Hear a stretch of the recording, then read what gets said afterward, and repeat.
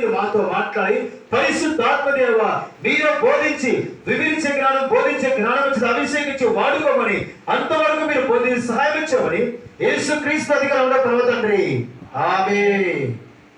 హల్లెలూయా. మళ్ళీ చదవండి. అయితే వారు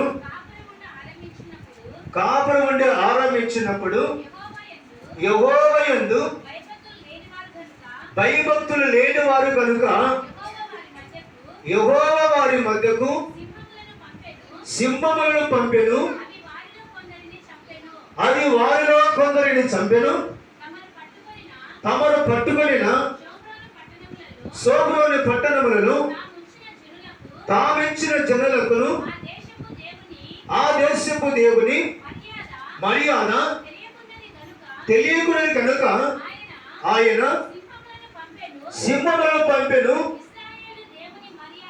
ఇశ్రాయేలు దేవుని యొక్క మర్యాద వారికి తెలియనందున సింహములను వారిని సంపుచున్నవని వారు అశ్షూరు రాజుతో మనవి చేయగా అశ్షూరు రాజు అచ్చటి నుండి తేబడిన యాజకులలో ఒకరిని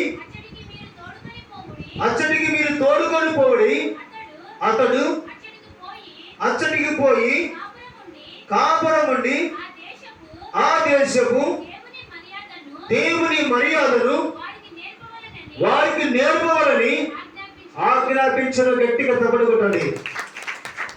ఈ లోకంలో చాలా మంది విశ్వాసిగా మారు మనసు రక్షణ పొంది జీవించిన జీవితంలో విశ్వాసులైన వారు చాలా మంది చూసినప్పుడు లోక సంబంధమైన మర్యాదను చూసుకుంటున్నారు, కానీ పరలోక సంబంధమైన మర్యాదలో నిలబడడం లేదు.